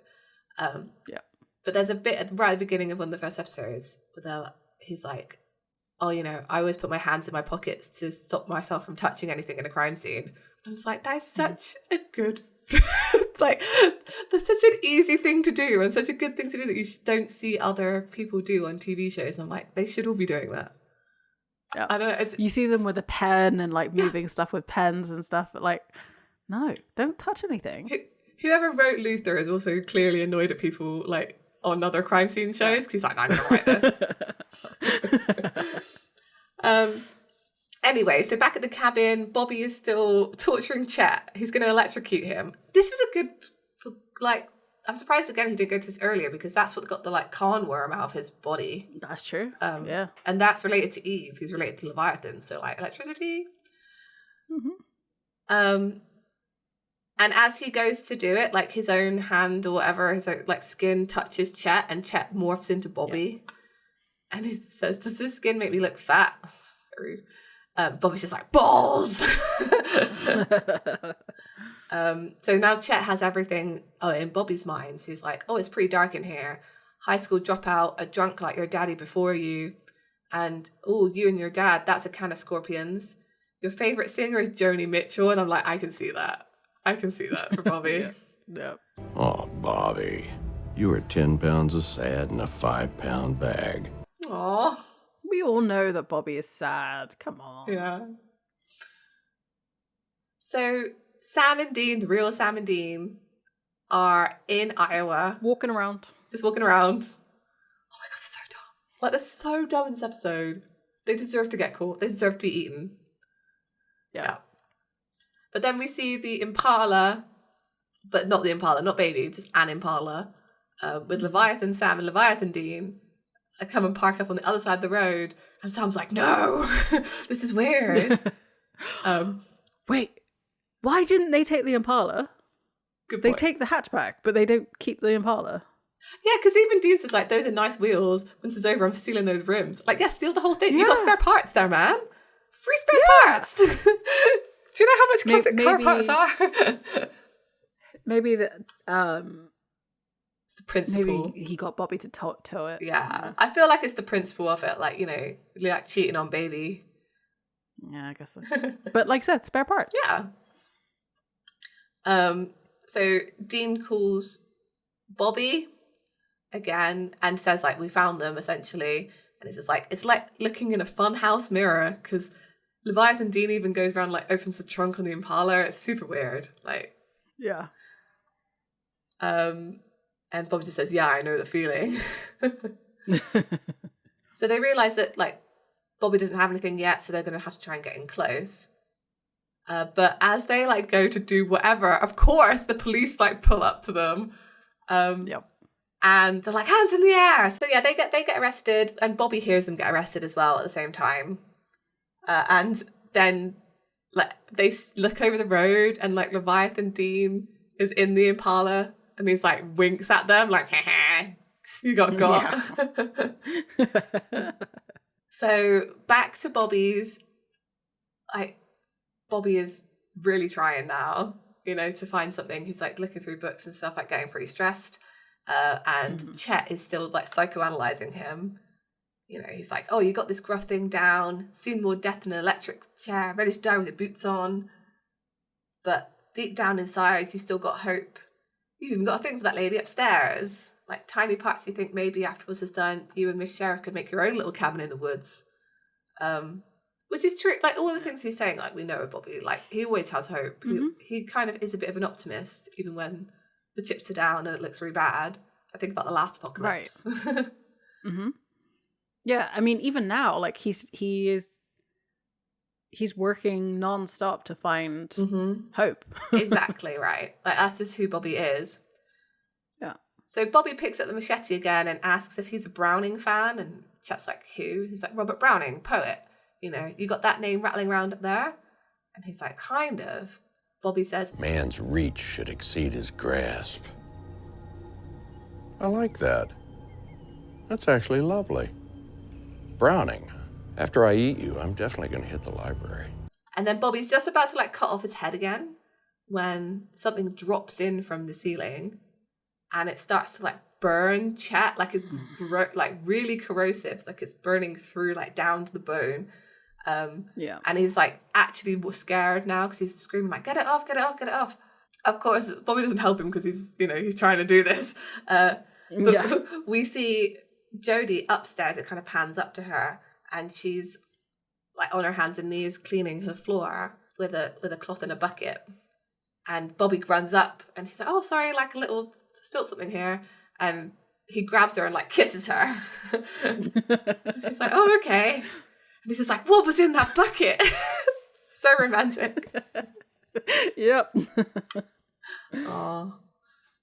So Sam and Dean are still getting arrested. They've got to the sheriff's office now.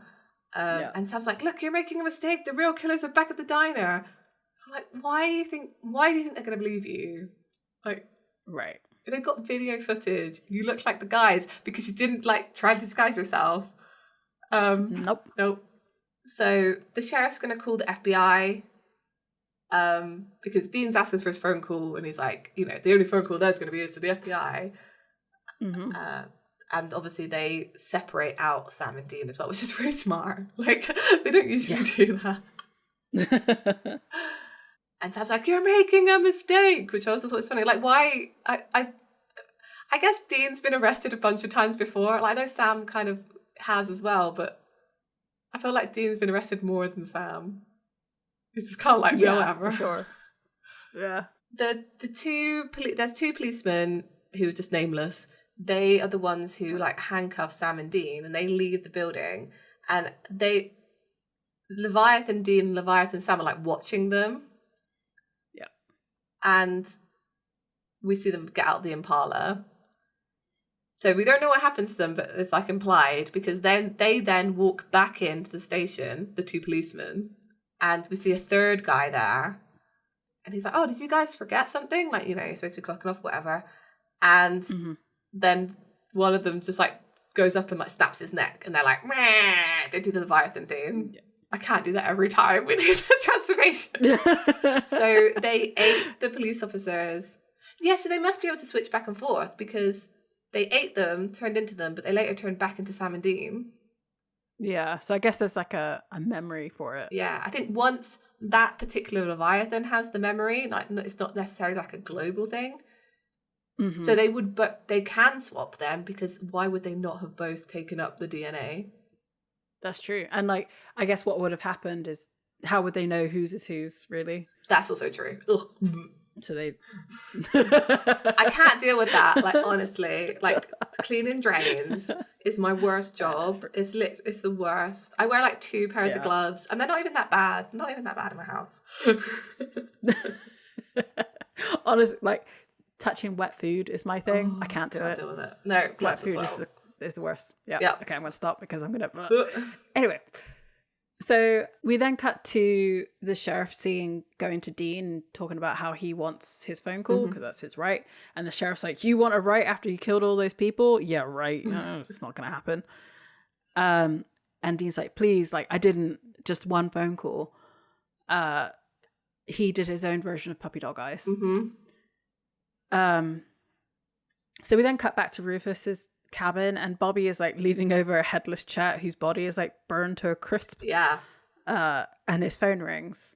So he's on speakerphone, and the sheriff is holding the phone, which I don't know how legal that really is, because if he was calling anyway, doesn't matter. Doesn't matter. I'm not gonna stop. And basically Bobby relays what he needs to do. Yeah. He needs to find anything with borax on it, and then chop the head off, and it'll be fine. And like, borax is found in pretty much any industrial cleaner, soaps, laundry powder. Just look for anything with the word on it. And Dean's like, you want me to desperate housewife these mothers? He says, no, just trust me. It burns them bad enough to slow them down. So get, the strongest kind you can find. You hear me? He then says, then douse them, then get close, chop the head off. And as he's saying this, you see him put Chet's head into a box and like tape up the box. Yep. And then Bobby says, like, keep the head separate. And it seems like, Bobby, you're a genius. Thanks. What'd you do that for? Oh, borax, decapitation. What kind of sickos are you and your friends? Can you imagine just overhearing that conversation, having no context clues whatsoever, and they talk like, because like we were talking at the beginning of this episode that borax is an irritant, so yeah, it's gonna burn. Yeah, it is. Yeah. So that could be anybody. Get in close and chop the head off. Which, I mean, that should be kind of like, well, why did they use assault rifle or semi-automatic weapons in this, but then are doing anyway? But shocking. Yeah. Dean tries to go on a speech to the sheriff, and he's like, if you don't get every drop, every ounce, every drop of whatever that stuff is in this place right now, we're all gonna die. And he's like, you're crazier than I thought. And the sheriff leaves. The sheriff starts to walk towards like the bullpen, which where all the police officers sit. Yeah. And he sees through the blinds the 2 Leviathan deputies and the dead one, and like he comes back up and he's covered in blood and all this kind of stuff, like where he's just been nomming on somebody. And the other guy's like, what's your problem? We don't have time for lunch right now. He's like, I was hungry. Like, so it's showing more that like they don't have self-control. Yeah, that's also true. That's really good. Or at least some of them don't. Like, clearly his buddy has better control. And as they walk towards the back where Sam and Dean are, they transform into Sam and Dean. Yeah. And the sheriff is like, runs back to Dean and is like, I don't know what I just saw. And Dean's like, let me out of here. Listen to me and we'll stay alive. I mean, the follow through that they have, we know is bad, because it is always bad. As soon as they leave, I feel like every time they leave a town, the people that they've left behind always die. Doesn't matter what happens. It feels like it. I felt particularly bad in this case because, like, I know the sheriff like saw something, so that's why he took him on his word. But then he just immediately trusted Dean after that, and like, you know, we're trying to get out of a bad situation and help them out. Yep. And it's like, oh, he didn't deserve that. Nope. Or his daughter. Yeah. To be fair. We see Sam and he's handcuffed to an interrogation table, and Dean enters. Dean. I'm not your brother. But I am Dean adjacent. Which was great. And then Sam, Leviathan Sam, shows up in front of Dean, and he's like, Sammy. And then he's weird, like his expression changes. It's like, not Sammy. They copped out on this so hard because they didn't want to make them fight each other because it would have been harder for the effects team to do. I guess so, yeah. But like, it would have been better because they could have like thrown quips at that, like, you hate yourself, and like, well, still there's Satan in your head. Well, I guess they they assumed that they were going to be an easy kill, so like maybe they're just, you take the big guy because I haven't eaten. I don't know. It's 100% because they didn't want to do the special effects, but like I will go with that explanation. Yeah, no, you are totally right. So yes, the Leviathan Dean is like taunting Sam. I just want to let you know how much I really grown to hate you and your brother since we've been wearing you. I just don't get it. You could be anything. You're strong, you're uninhibited, you're smart enough, believe it or not. But you're so caught up in being good and taking care of each other. And Sam's like, well, why do you care? It's like, because it pisses me off. You're wasting a perfectly good opportunity to subjugate the weak. And I mean, he's not wrong. He's not wrong, but like, yeah, times have changed, you know, Leviathan man. Yeah. Mm-hmm. Sorry, assuming the Leviathan's gender there. Leviathan being... Creature. I quite like creature. I mean, they murdered a whole bunch of people. You can misgender them. That's just, that is... Yeah. I have my principles, god damn it. Not for mass murderers. No. I have no respect for them. So it goes back to Dean, real Dean, and Leviathan Sam, and he had a gun, but he got knocked away, of course, and then he gets an axe, and he's like, oh, you really think you can get close enough to use it? And he's like, not until you're burning. And then the sheriff like throws a bucket at him and he starts to sizzle. Yeah. And then Dean cuts his head off. It then cuts back to Sam and Leviathan Dean. And he's like, Dean thinks you're nutballs. He thinks you're off your game. And Sam's like, are you just going to just kill me? Like, are you playing with your food? Like, stop. Oh. He's like, all right. You know, I guess that's why he never told you he killed Amy. So the reveal is here. Yeah. And Sam's whole change, just like his whole face changes and demeanor changes. He's just like in shock and alarm. And the Leviathan Dean is like, yeah, that's the look I wanted. That's priceless. Now I can eat you. Because you see, I like my meat a little bitter. Whoa. Which is a great line. Good. I like that a lot. So real Dean bursts into the room, throws a bucket of borax water at him, and then cuts his head off. Well, that felt good. Dean, it should not feel good that you just killed yourself. Right, there's so much, like, the layer of character there of him, like, beheading himself and being like, wow, that felt good. Like, my dude, my guy. At least he didn't say it after killing Sam. Yeah, that's true. That's true. But, like, it's a choice. I know you hate yourself, man, but, like, we've already had this. We've already done this. Yeah, no, I guess not many people get to, like, you know, behead a mirror image of themselves in therapy. That knows everything about you. Yeah. Like, maybe... That is basically... Yeah. Maybe that would be fine. That opportunity got taken from Sam, but Sam doesn't hate himself in the same way. No, that's so true. And what's this season if not Dean hating himself? You know, and every season before and after this. Because everything that's happened since he went to go get Sam has been his fault. Oh yeah, that's right. Yeah. So the sheriff unlocks Sam's handcuffs and he's like, so the FBI are on their way. The FBI has taken a long time to get there, I'm just saying. And the sheriff's like, you know, I'll do whatever as long as it involves lying about what I just saw. Like, he doesn't want to acknowledge it. Dean's like, okay, cool, but can you also make us like dead? He's like, yeah, I could probably do that. Sam is just sort of still kind of almost like catatonic with the new knowledge. Yeah. Which I don't know why he's so surprised that Dean lied to him. I'm not sure why this is like, obviously it's a big deal, but like at the same time, I'm like, yeah, but this is Dean's MO. Like, this is what he does. I think he just thought they were past it. Like, all the stuff they've been through, I think he thought, like, finally, we're being honest with each other. Like, he asked him last episode, like, if they were good, and he was like, yeah. And then it's just like, oh, yeah, he's never going to change, you know? And also there's the fact that, like, Dean wants him to be honest about what he's seeing with Lucifer, but then he goes around and holds back like something really important, which I do hope it's not going to happen, but I do hope that like Sam brings up the point that they let the two witches go. Yeah, it's definitely worth bringing up. Like, yeah. But I don't think that happens. But like, because we talked about it in that episode too, that like Dean's attitude changes because they can't kill the witches because they're too strong, but like they're still gonna go, you know, after the Leviathan in such a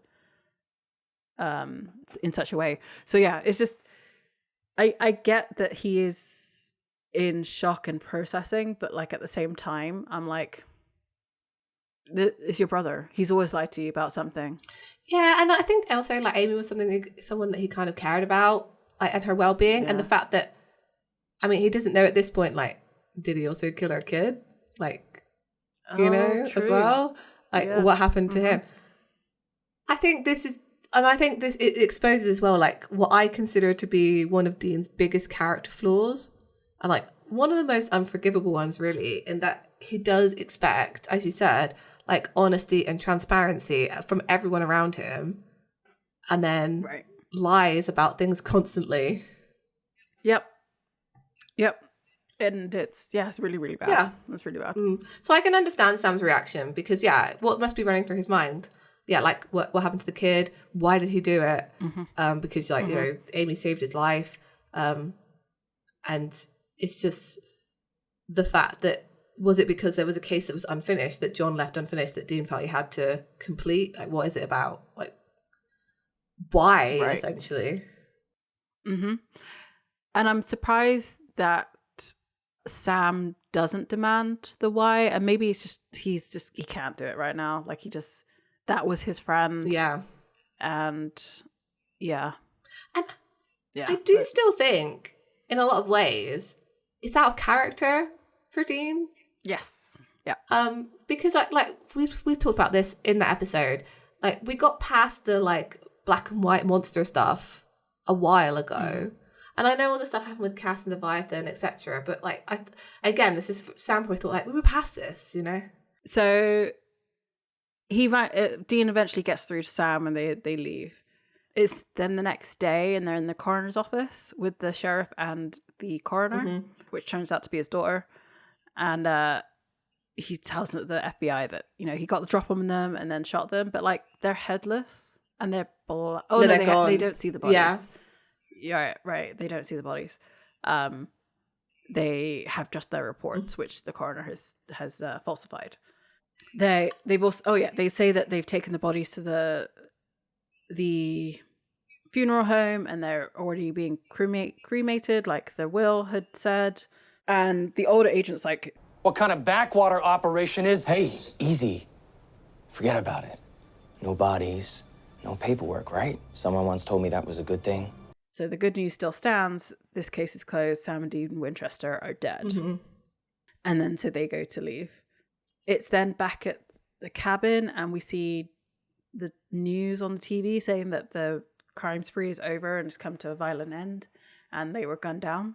And Jody's like, oh, well, that should take the heat off. And he's like, you know, thanks for everything you did. I couldn't have done it without you. And he's like, Jody says, you know, anytime you need something spilled, you know, just give me a call. Bobby then says, you know, actually there's one more thing. And it looks like they might have a bit of a moment. Yeah. And I think what the Leviathan said about Bobby affected him a little bit. Yeah. And so he decides not to do whatever he was really going to do and just like hangs Jody up the box with Chet's head in it. And he's like, don't open it, even if it starts talking, especially if it starts talking. And he's like, when you get to a bridge, just toss it over. If you'll excuse me, I have a body to bury in cement. And it's just like, aw. Yeah. And again, knowing where what happens to Bobby in this season is just like, it's actually like a mercy that he doesn't get into a relationship. Because like every character in the show thinks they don't deserve to be happy. And then like the show's like, yeah, you were right. Yeah, it's true. Yeah. Right. Oh, it's really sad. Yeah. I don't know if we ever see Jody like kind of mourning Bobby. I'm not sure if they ever kind of show her reaction. I can't remember. Maybe later in the season. I think they do. The mourning comes in the form of turning into a mother to Sam and Dean. That's so true. You're right, actually. Yeah, it's like positive action. Like, because she wasn't really a hunter before this, and then she does almost step into the Bobby role a little bit in the like her way that she does it. Yeah, you're so right. Mm-hmm. So then we cut back to the coroner's office, and the coroner's like, Dad, seriously? Lying to the FBI, incinerating bodies? What is this stuff? What the hell is it? You know, this short, because she's gotten a vial and like scraping the sample of like goo, because she's like, because it sure isn't blood. And then the younger agent turns up. I actually thought both of them were going to turn out to be Leviathan. I thought so too. But at the same time, that doesn't really make sense that both of them would be. Yeah. So it's just the younger one, and he ends up killing both the sheriff and the coroner, which is really unfortunate and really sad. Yeah. They didn't deserve that. But like the Leviathan are constantly saying they're gonna like go after everyone they know. They've been threatening with that since day one, so I guess they're just following through on that threat. And also covering the tracks of the Leviathan. So after he's eaten them, this Leviathan FBI agent unzips one of the body bags, and he takes out his phone and makes a call. And he's like, "Oh yeah, you know, I'm with them now, but like unfortunately their heads are missing, like the two Leviathan they sent." He's talking about. And we see a guy in a suit who isn't named, I think, in this. Not until later. Yeah, but we know he's Dick. This is Dick. Yes, this is Dick. Let the Dick jokes commence. So he's like, oh, so this guy, Dick, is like, the Winchesters are dead? And he's like, no, they're in the wind. And he's like, huh. So all that brain power, all those resources, and those two field mice are still on my to-do list. He's very much like big boss, like CEO vibes. Yeah. We don't know who he is yet. He's getting into a massive, like, limousine. I was going to say Leviathan, but he is the Leviathan. He's getting into a massive limo. Yeah, so he's getting into this like huge limousine, or like walking towards it while he's on the phone. And this FBI agent is like, I'm sorry, sir, we could grab some more DNA and double them again. So this is what we're saying, that it's not shared throughout the Leviathan pool. Right. And he's like, oh, you know, I like where your head's at. But sometimes less is more. Those boys coming back from the dead again starts to strain credulity. Which I thought was a really nice self-burn of the show there. I think it's really good. He's like, even for American media, am I right? It's like looks at the camera and winks. Like he might as well have done, honestly. So he goes, I like a subtler approach, back to the vision board on this one. Just secure the bodies. Then he orders him to get back to the FBI, and they're going to like think it over on what to do next. And as he goes to put down the phone, he's like, and Valente, he's like, next time call me for a win, for your sake. Don't make me bib you. I forgot this was a term in this season. Yep. I can't exactly remember what bibbing is, but I do remember it's pretty horrendous. It's I think it's just eating them, and I think it's a reference to the fact that like you wear like a bib in like a lobster place. Yeah. Yeah, it is. I thought, don't they have to eat themselves? Oh, or yeah. Is it somebody eats no, them? I think you're right. I think they maybe didn't eat themselves. It's really gross. It's gross. I remember it being gross. Like, horrific. Yeah. I'm not looking forward to when somebody gets bibs. No, it's such a like, weird term as well. It's kind of like, there's something quite nefarious about it because it's such like a innocent term, I guess. And you're like, it's going to be something horrendous. Yeah. Because like, when do you usually use a bib? It's usually on a baby. Yeah. Right? Yeah. So like, ooh. I saw like a businessman, like he was using one of those paper bibs to like eat some ramen in a restaurant, and I was like, that's really smart. Why didn't I think of that? To like stop it getting on his shirt. But that is actually smart. So the Dick gets into this limousine and nods to the driver and says, I'm craving a latte. You mind running across the street before we hit the trail? Decaf, 2 pumps vanilla. And then grab yourself what you want, my treat. And he picks up a newspaper. Oh, yeah, so and do you think he knew then that Crowley was about to appear? That's why he sent the driver away? I don't think so. No, he was just being his persona. Yeah, I think so. I just wondered about that. Because Crowley appears, he's like, hi. Yeah. He calls him Mr. Roman. That's right, it's Dick Roman. Yeah. So he disappears and he's got like a basket on his lap. He goes, I felt it was time we met in person. I'm Crowley, I run hell. And Dick's like, yeah, of course, like it's high time we met. Crowley's bought muffins. He's like, they're baby uvulas. This is like the bit at the back, it's gross. Bit at the back of your throat, yeah gross. He's like, so considerate. So Crowley's there to, I guess, like get a lay of the land, like maybe make a deal, just see what's up. Yeah. At the well, it's Crowley. He's trying to align with the most powerful thing that's out there right now. And he's a bit on the back foot as well because he's just lost access to all those souls that, like, Cass was promising. So we don't know how powerful he is or isn't at this moment. That's very true. So he says, like, you know, you and I both control large interests. I feel strongly we could meld to the benefit of all. Straight talk. We should be friends, you and I. Why? Why in the world would we be? He's so rude to Crowley. I'm like, how's he putting up with this? So he must be a bit underpowered at the minute. Yeah, and it's interesting to see Crowley be put in his place because he can go like toe to toe with archangels, you know, like, I mean, he's kind of, he's a bit of like a wormy kind of guy, you know, like squirreling away. He just sort of acquiesces to get by. But this doesn't seem to work on Dick at all either, like the flattery. Which is saying something about the Leviathans, right? We were talking about their personalities. The fact they're really old, I think, as well. And they don't seem to have an ego. Like even the way that he's talking about, like, oh, you know, even though he's like, don't make me bib you because you brought me bad news. It's like, well, we'll have to just like come back to the drawing board on how to stop Sam and Dean. Like, he's not like, he doesn't have the same kind of, I think of like Raphael and like how he would react to like bad news, and he would just instantly snap kill them. Yeah. Like it would be like there's nothing. Whereas this, like, and that's because it's incompetent and they don't realize that they, you know, they're stronger together than separate in my mind.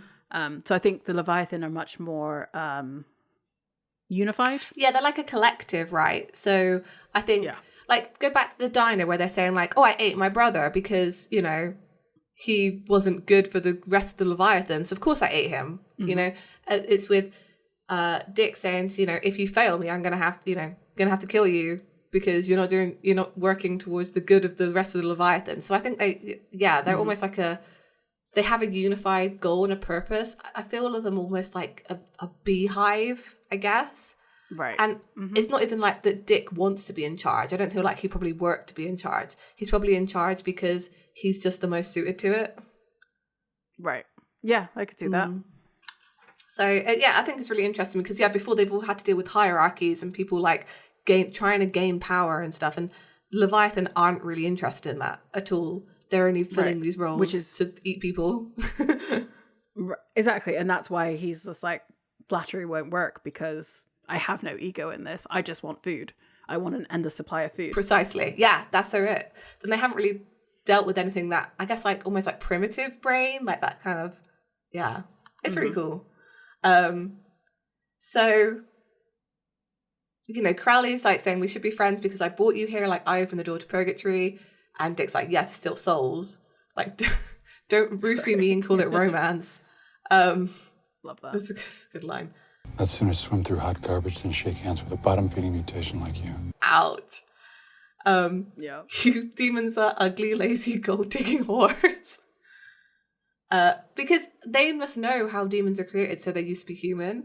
And they don't have any regard for humans, so why would they care about demons? Right. And I do wonder if, like, if Leviathan can see what demons look like, because we know that demons have, like, a different face. Yeah. Like, he even says, like, basically they're not even good enough to eat. Like, they need an extra, like, flavouring to eat them. And he's like, I'd never work with you. In fact, if I wasn't busy with better things, I might actively wipe your kind from the face of the universe. Like, are we clear? And Crowley just says, keep the muffins, and leaves. So, and this is the turning point for Crowley to become friends with Sam and Dean. Oh, yes. Because it's like, yeah, enemy of my enemy is my friend. Yeah. And then, like, maybe I'll actually like my enemy of my friend. Like, maybe I like them. Well, he already did. That's why he was going after Cass. So, yeah. Is that right? Because they're jealous.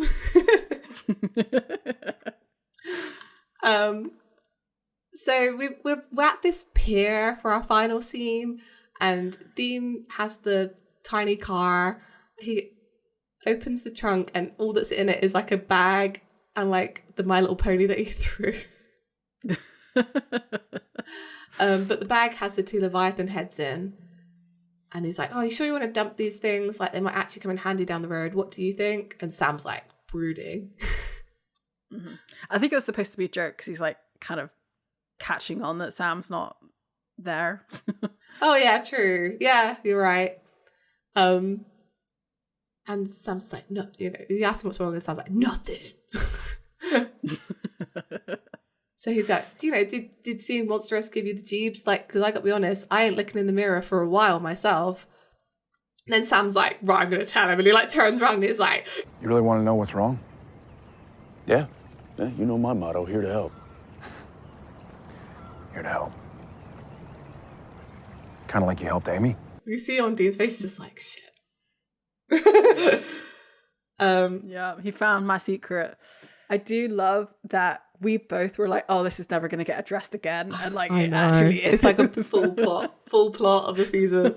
It's fine. We've been burned before. We can't help but be cynical. Right. That's true. Look at season 6. We were burned the entire time. But honestly, like, I feel like with all things, though, it gets forgiven real quick. Oh, yeah. Just because, like, as in, like, not forgotten, but, like, we need to come back together. Yeah.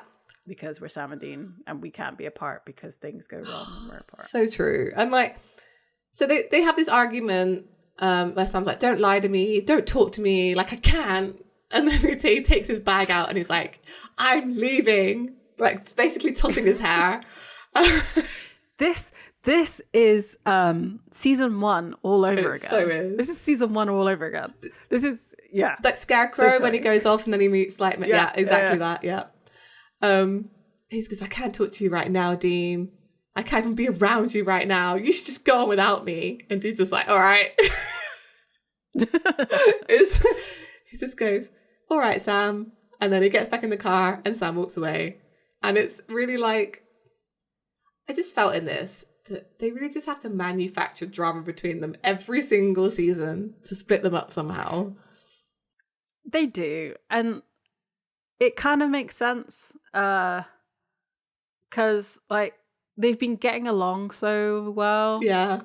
Right? Mm-hmm. So Sam isn't, I mean, I guess they could have used his Lucifer thing, but like we've already seen the care and like attention that Dean has given him in the second episode of like, you know, when he was going having his episode in the warehouse. Mm-hmm. But I mean, it's been a few episodes now and we haven't seen Sam have an episode with Lucifer. But if I was Dean, I would just stalk Sam. Like, I really wouldn't leave him alone. I mean, I don't know how he would do it because he really can't. But, like, it doesn't seem like Sam would go off the deep end again and do what he did in the warehouse. He does seem to have a bit more control. Yeah. But surely that is playing in the back of Dean's mind this whole time. That's it, isn't it? Like, I don't think he would leave him alone. But then I think he recognises that Sam needs space to go, like, figure his stuff out about Dean. Like we said, I still don't think Dean feels guilty. I think he just didn't want to be found out. And now he's found out. So, yeah. And I will say that next week they're back together again. So this doesn't last long at all. Just a spoiler there. It never does. I mean, of course it doesn't. And it can't, really. So, I don't know. It just felt to me like this whole situation with Amy was just like a manufacturing, like a reason for them to be kind of mad at each other, when actually in this season, I feel like it kind of could have been a bit more about healing their situation. That's true. I don't know.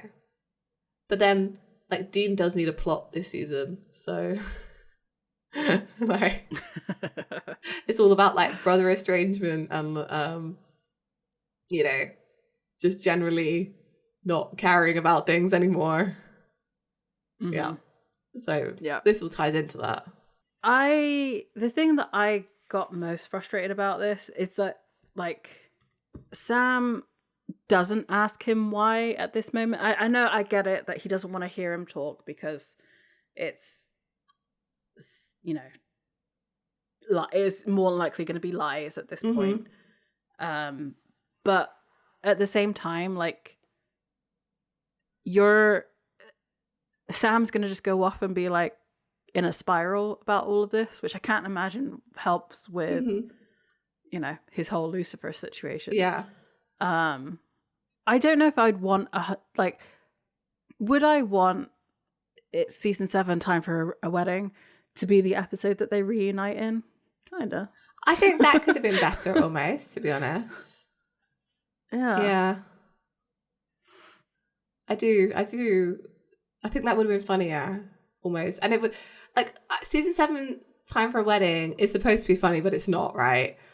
But I think Dean finding Sam after he's been gone for like 3 weeks, getting married to Becky, like, that would at least have been like, what's going on, like, moment. Right. Yeah, I think that would have been funny. And I think they could probably get the next episode apart. I think it would have been funnier if they had. I mean, we'll talk about this next week, but I'll give you the setup. So the next week is obviously season 7, episode 7, The Mentalists, and it's kind of like a filler episode, really. We've gotten a few now. Yeah, but they end up working the same case when they don't mean to, essentially.